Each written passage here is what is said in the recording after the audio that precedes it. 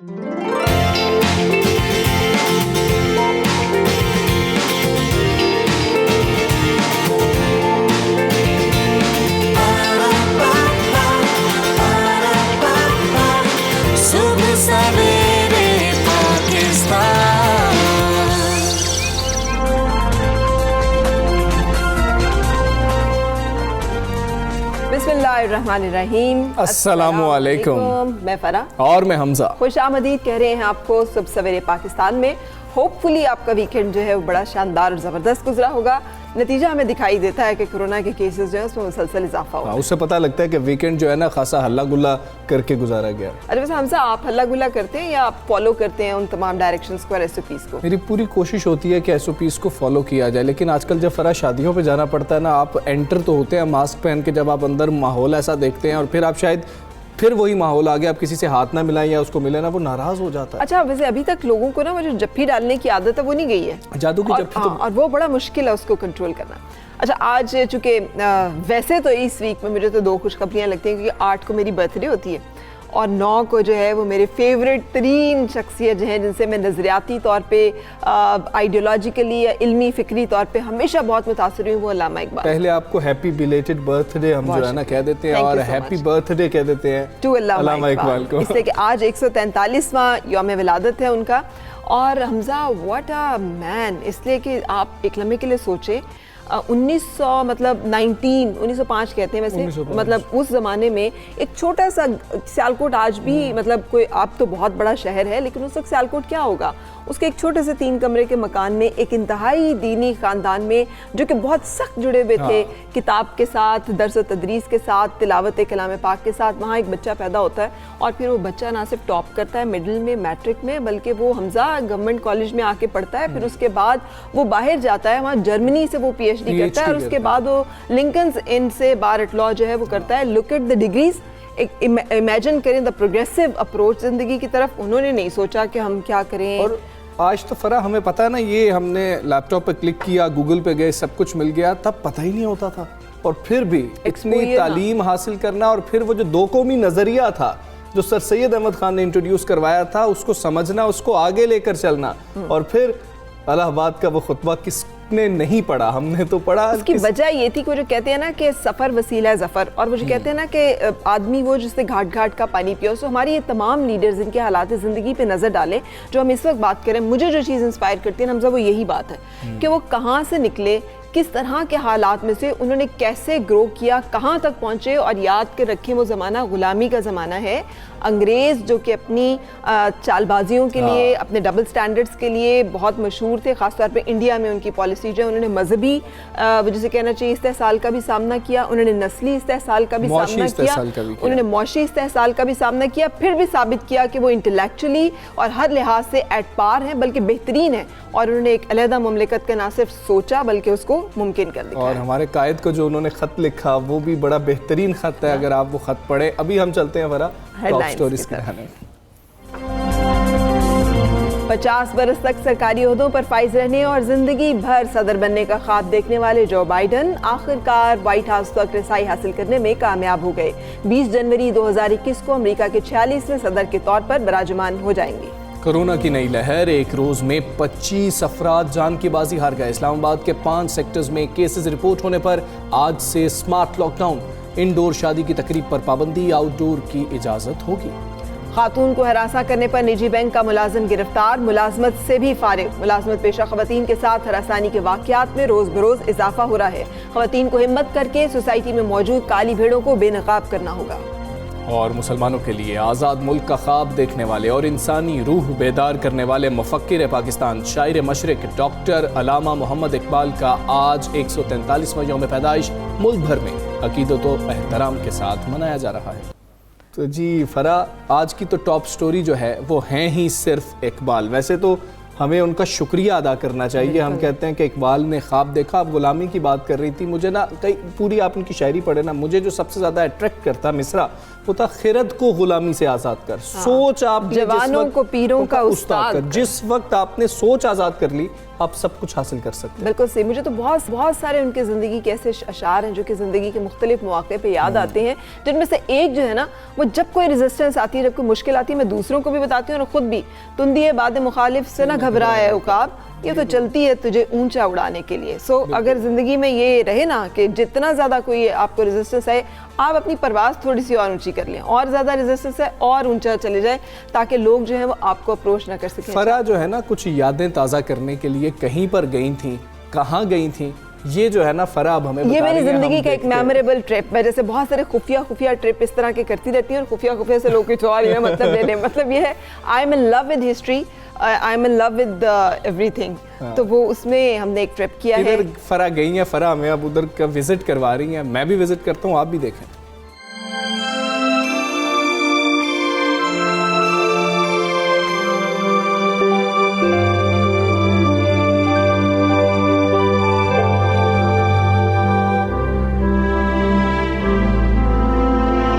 हम आपको लेकर आए हैं अल्लामा इकबाल की पहली ज़ाती रिहाइश का जो जावेद मंजिल है। ये जावेद मंजिल है 1935 में उन्होंने ख़रीदी थी। 7 कनाल का रकबा है, जिसे बाद में हुकूमत पाकिस्तान ने लेकर अब इसमें एक खूबसूरत ऑडिटोरियम, लाइब्रेरी और म्यूज़ियम बनाया गया है। वो तमाम चीज़ें जो कि अल्लामा इकबाल के इस्तेमाल में रही।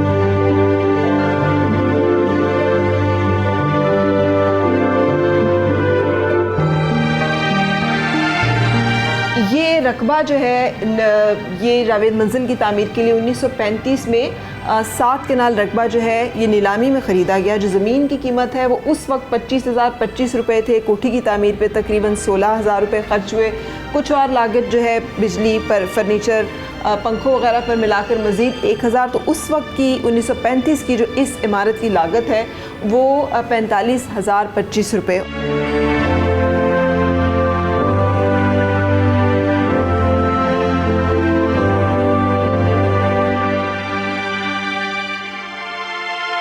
अल्लामा इकबाल की ज़िंदगी का एक सबसे खूबसूरत पहलू जो है वो उनका अल्लाह ताला के साथ उनका एक ताल्लुक़ और रसूल पाक सल्लल्लाहु अलैहि वसल्लम के लिए उनका एक इश्क, जो कि उनके हर शेर में, उनकी हर तरह की किताब में मौजूद है। यानी कि मोहम्मद से वफ़ा तूने तो हम तेरे हैं, ये जहाँ चीज़ है क्या लौह कलम तेरे हैं। ये वो जाए नमाज है जो इसमें भी देख सकते हैं, जो उनके ज़ेर इस्तेमाल रही।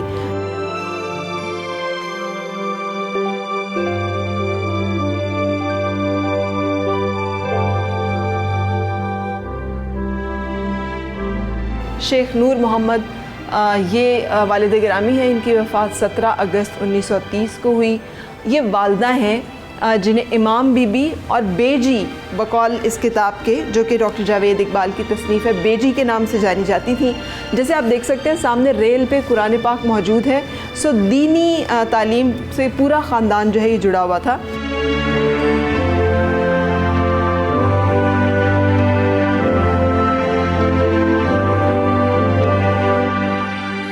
ये वो तमाम डिग्रियां हैं जिनका कि मैं आपसे ज़िक्र कर रही थी। मुख्तलिफ़ मदारिस, मुख्तलिफ़ मदारिज, मुख्तलिफ़ मरहले उनकी तालीम के जो कि रहे।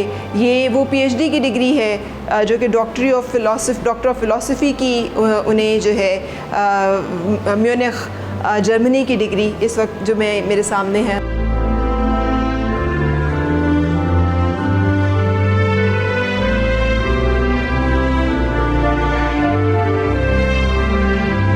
ये तस्वीर हैं बहुत नायाब सर अल्लामा मोहम्मद इकबाल, रास महमूद और शम्सुल उलमा सैयद सुलेमान नदवी के साथ।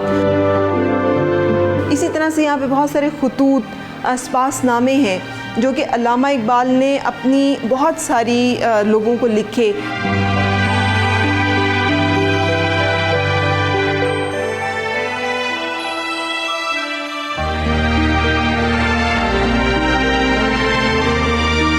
यहाँ पर ये तीनों अल्लामा इकबाल के जो हैं ये वो पैदाइश है उनका, कश्मीरी मोहल्ला सियालकोट। फिर ये स्कॉच मिशन सियालकोट, जहाँ से अल्लामा इकबाल ने मिडिल मैट्रिक FA के इम्तहानात पास किए, और ये गवर्नमेंट कॉलेज लाहौर जो कि अल्लामा इकबाल की, जिसे कहना चाहिए ना, एक दरसगाह, जहाँ से उन्होंने BA और MA की डिग्रियाँ हासिल की और फिर यहाँ पर पढ़ाते भी रहे।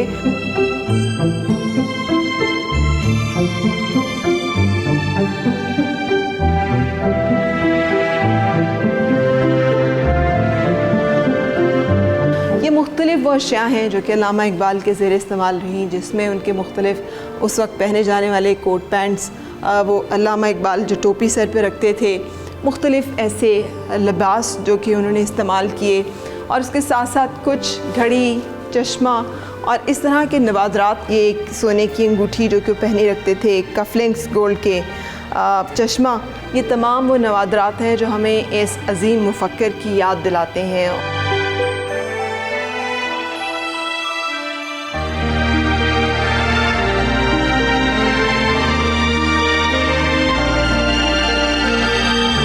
ये वो डाइनिंग एरिया जहाँ पर के डाइनिंग टेबल अल्लामा इकबाल के इस्तेमाल में मौजूद मुख्तलिफ़ ज़रूफ़ जो हैं वो रखे गए हैं। अब मैं आपको लेकर चल रही हूँ उस कमरे में जहाँ पर एक ख़ास मुलाकात हुई थी।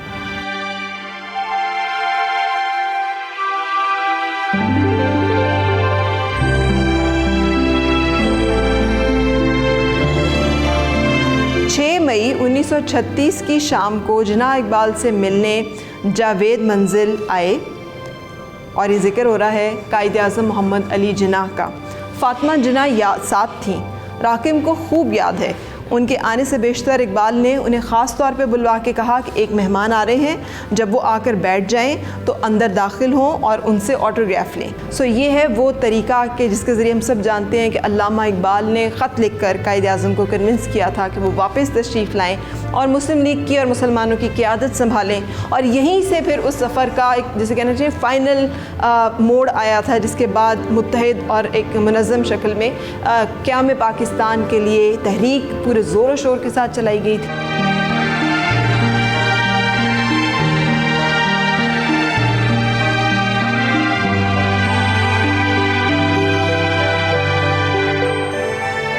जी, ये वो कमरा है जो कि अल्लामा इकबाल का बेडरूम, आपकी ख्वाबगाह, और यही वो कमरा है जहाँ पर अल्लामा इकबाल 21 अप्रैल 1938 को क्लॉक पे, वही सुबह के 4 बजे का टाइम जो है, वहीं पे इस क्लॉक को रोक दिया गया है। आपने अपनी जान आफरी के सुपुर्द की थी। ये वो बिस्तर है जो कि अल्लामा इकबाल के ज़ेर इस्तेमाल रहा। पीकदान, उनके जूते, उनकी शेविंग किट,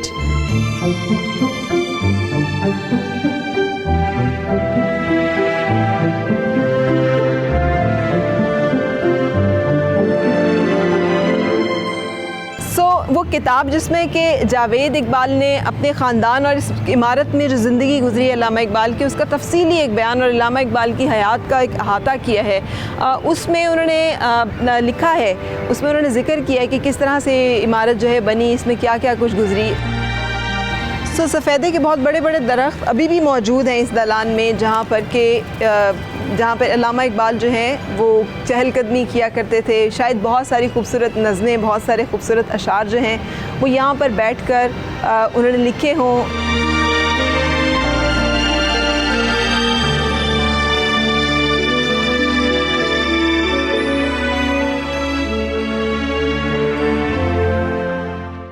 तो जी, डॉक्टर अल्लामा मोहम्मद इकबाल का आज यौम पैदाइश है और फ़रा जावेद मंजिल में मौजूद थी। वहाँ से उन्होंने हमें बताया कि जो हिस्ट्री है, जो जिस तरह से तारीख़ चली और अल्लामा मोहम्मद इकबाल की ज़िंदगी में जो है उतार चढ़ाव और मुख्तलिफ़ मकामात पे वो जाते रहे, वहाँ से जब वापस लौटे तो कैसी चीज़ें थी। जैसे घड़ी मुझे सबसे अच्छी लगी कि घड़ी को वहीं पर रोक दिया गया है। फ़रा ने तो हमें जावेद मंजिल की जो है वो सैर करवाई है। और अब मैं आपको US इलेक्शन के हवाले से बता देता हूँ कि तकरीबन 50 बरस तक किसी न किसी हैसियत में सरकारी ओहदों पर फायज रहने और ज़िंदगी भर सदर बनने का ख्वाब देखने वाले जो बाइडन आखिरकार व्हाइट हाउस तक रसाई हासिल करने में कामयाब हो गए। ये कहा जाए कि टिकट हासिल कर लिया तो ये भी गलत नहीं होगा। वो इलेक्टर्स की जानिब से बाज़ाब्ता इंतखाब के बाद 20 जनवरी 2021 को अमेरिका के 46वें सदर के तौर पर बराजमान हो जाएंगे। जो बाइडन अमेरिकी तारीख में सबसे ज़्यादा वोट हासिल करने वाले सदर भी कहलाएंगे। ये पहले सदारती इंतखाब में हिस्सा लेने वाले एक शख्स थे जिन्होंने 7 करोड़ से ज़ायद वोट हासिल किए। दूसरी जानिब डोनाल्ड ट्रंप अभी भी नताइज में किसी मौजज़े के मुंतज़िर हैं और उन्होंने ट्वीट किया कि ये स्टोलन इलेक्शन है, यानी कि चोरी छुदा इलेक्शन है। पर हम आपको दिखाते हैं कि असल इस वक्त जो है हालात हैं क्या। 290 जो हैं वोट्स हासिल कर चुके हैं जो बाइडन और 214 वोट हासिल किए हैं डोनाल्ड ट्रंप ने। अगर हम जो बाइडन की बात करें तो कुछ ऐसी रियासतें हैं जहां से उन्होंने कामयाबी हासिल की। ये कैलिफोर्निया है, सबसे ज़्यादा इलेक्टोरल वोट्स कैलिफोर्निया के हैं जो बाइडन के नाम रही है। वॉशिंगटन से भी जो बाइडन जीते हैं। मैं आपको बता दूं कि जो ब्लू हैं ये तमाम डेमोक्रेट्स ने जीते हैं और जो रेड हैं वो रिपब्लिकन्स ने जीते हैं। ये कैलिफोर्निया से कामयाब हुए जो बाइडन, फिर वॉशिंगटन से भी जो बाइडन ही कामयाब हुए। अगर हम बात करें पेंसिल्वेनिया की, बहुत ज़्यादा बात हो रही थी, यहाँ के इलेक्टोरल वोट्स भी आखिर में जो बाइडन ने ही हासिल किए हैं। शुरू में ट्रंप यहाँ से जीत रहे थे और न्यूयॉर्क से भी जो बाइडन ही कामयाब हुए हैं। अब ट्रंप की बात कर लेते हैं कि ट्रंप कहाँ से जीते। टेक्सास है, टेक्सास से ट्रंप कामयाब हुए हैं। ये जो आप देख रहे हैं ये फ्लोरिडा है। फ्लोरिडा के बारे में कहा जाता है कि 200 साल से जो यहाँ से जीत रहा था वही सदर मुंतखब हो रहा था, लेकिन डोनाल्ड ट्रंप फ्लोरिडा से कामयाब हुए हैं और सदर नहीं बन सके हैं। बात की जाए ओहायो से भी डोनाल्ड ट्रंप ही कामयाब हुए हैं। जितनी आप ये रेड में देख रहे हैं इन तमाम स्टेट से डोनाल्ड ट्रंप कामयाब हो गए हैं। अगर हाउस ऑफ कॉमन्स की बात कर ली जाए तो हाउस ऑफ कॉमन्स में मेजॉरिटी के लिए 218 सीट्स हासिल करनी थी। 216 अब तक जो बाइडन की जो है पार्टी उसने डेमोक्रेट्स ने हासिल कर लिया। लेकिन अगर हम रिपब्लिकन्स की बात करें तो डोनाल्ड ट्रंप खासे पीछे नजर आ रहे हैं। 196 अभी तक ये सीट्स हासिल कर चुके हैं और सबसे अहम मरहला है सेनेट का। दोनों पार्टीज ने 48 और 48 अभी तक सीट्स हासिल की हैं, सेनेटर्स बनाने में मुंतखब हुए हैं, कामयाब हो गए हैं मुंतखब करने में, और 4 अभी ऐसी सीट्स हैं जिनका नतीजा सामने नहीं आया। इसी पर बात कर लेंगे कि पाकिस्तान की सियासत पर इस पूरे इलेक्शन के क्या असरात होंगे। हमारे साथ मौजूद हैं सेनेटर मुशाहिद हुसैन सैयद साहब। मुशाहिद हुसैन सैयद साहब, अस्सलाम वालेकुम, बहुत शुक्रिया। नए अमरीकी सदर की टर्म का जनूबी एशिया पर आप क्या असर देख रहे हैं? क्या चीन अमरीका जो कशीदगी है मजीद बढ़ सकती है अगर जो बाइडन आ जाते हैं, और सी पैक पर इसके क्या असरात होंगे? मैं समझता हूँ कि सदर बाइडन के आने से पाकिस्तान को फ़ायदा ये होगा कि इस खित्ते में जो कशीदगी थी ईरान और चीन के हवाले से अमेरिका की, वो उसमें कमी आएगी। बाइडन ने अनाउंस किया है कि वो ईरान के साथ जो न्यूक्लियर मुआहदा है वो बहाल कर देंगे। इसका मतलब है जंग का खतरा ईरान के खिलाफ ख़त्म हो जाएगा, महाजराई भी कम हो जाएगी। दूसरा, वो एक्सपीरियंस सियासतदान है, अमेरिकन सिस्टम का हिस्सा है, उनके सदर शी जिनपिंग से भी बड़े अच्छे ताल्लुकात रहे हैं। वो चीन को कहते हैं कि मैं उसको दुश्मन नहीं समझता, मैं उसको कंपेटिटर समझता हूँ कि हमारे साथ उसके कम्पीट करें, तजारत में या सियासत में भी हो। तो उससे मैं समझता हूँ चीन के साथ भी ताल्लुकात मामूल में लाने में मदद मिलेगी, और वो उस किस्म की ज़बान इस्तेमाल नहीं करेंगे जो जंगजू ज़बान है, जो जारियाना ज़बान है, और वो जो जारियाना इक़दामात ट्रंप और उसकी टीम चीन के खिलाफ कर रहे थे। तो कुछ कशीदगी में कमी आएगी, क्योंकि हिंदुस्तान के ताल्लुकात उनके उस तरह ही रहेंगे मुस्तहकम, लेकिन पाकिस्तान के हवाले से चूंकि उनको पाकिस्तान की ज़रूरत है अफ़गानिस्तान में अमन कायम करने के लिए, तो पाकिस्तान के साथ भी वो अच्छे ताल्लुकात रखने की कोशिश करेंगे। तो ये खुशाइंद बात होगी। और जो ट्रंप के जो बाकी जो वो गठजोड़ था मोदी के साथ, वो तो ख़त्म हो जाएगा, क्योंकि ट्रंप और मोदी एक नज़रियाती यार दोस्त हैं। उनकी सोच जो है वो उनकी नफ सियासत की बुनियाद पर है, और जो ख़तरनाक है बैनुल-अक़वामी सियासत के लिए भी और इलाकाई सियासत के लिए भी। अच्छा, ये भी फरमाइएगा कि अफगानिस्तान में क़याम अमन की कोशिशों पर हालिया अमरीकी इंतखाबात के क्या असरात होंगे, और अमरीका फ़ौज कब तक वापस निकालेगा? ट्रंप के जाने से वो जो end game, Afghan end game है, उस पर कोई असर तो नहीं पड़ेगा? देखिए जी, उसमें क्रूशल फैसला ये है कि सदर बाइडन क्या, ट्रंप की ये मुस्बत पॉलिसी थी मेरे ख्याल में कि उन्हें ये अंदाज़ा हो गया था कि हम अफगानिस्तान की जंग अमेरिका नहीं जीत सकता।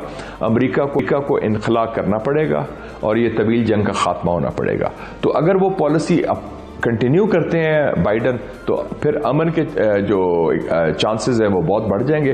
लेकिन अगर वो कहते हैं, जैसे कुछ लोग अमेरिका के सिक्योरिटी इस्टेब्लिशमेंट में कह रहे हैं कि हम अफगानिस्तान में अपने अड्डे कायम रखें और ताकि हम नज़र रख सकें ईरान पर, चीन पर, पाकिस्तान पर या रूस पर, और या वो सर जंग का हिस्सा बने, तो अगर वो अमेरिकन सिक्योरिटी इस्टेब्लिशमेंट की सोच को आगे लेके चलेंगे बाइडन, तो फिर अमन के जो चांसेस हैं वो कम हो जाएंगे। तो मेरे ख्याल में पायदार अमन के लिए ज़रूरी है कि अफगान तालिबान भी और जो उनके मुखालिफ हैं अफगानिस्तान के अंदर, उनके साथ एक कौमी हुकूमत बनाई जाए, यकजहती की नेशनल यूनिटी गवर्नमेंट, और उसको लेके जाए आगे ले चला जाए और ताउन हो।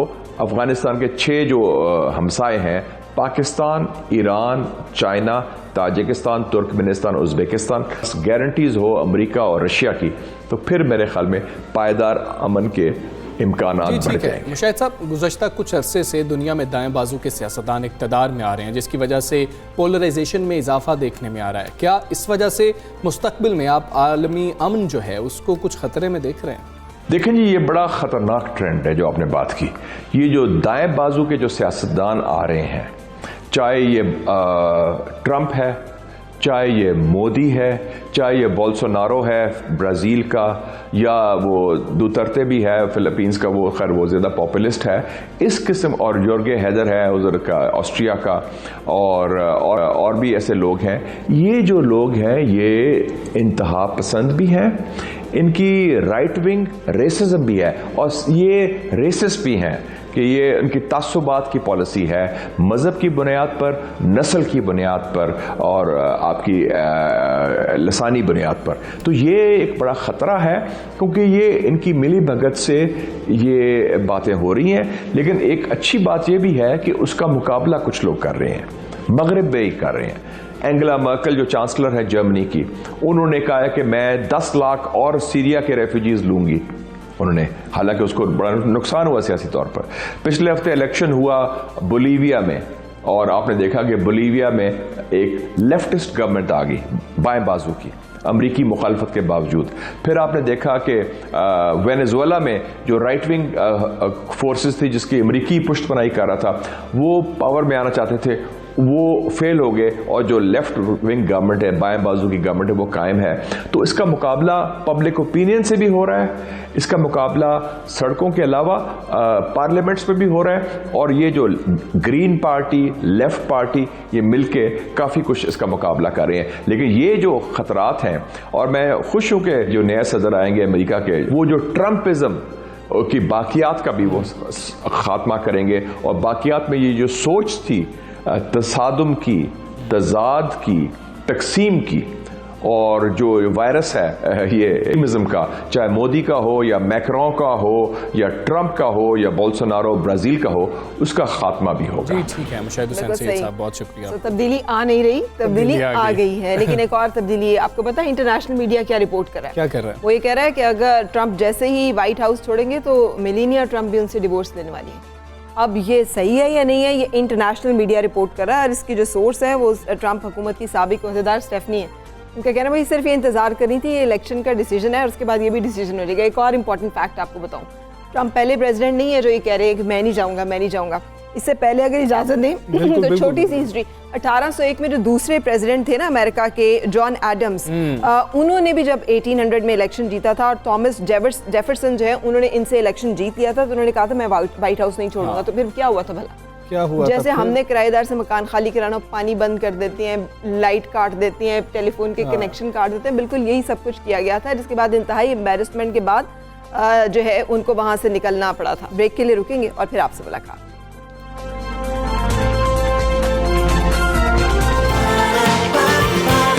सुबह सवेरे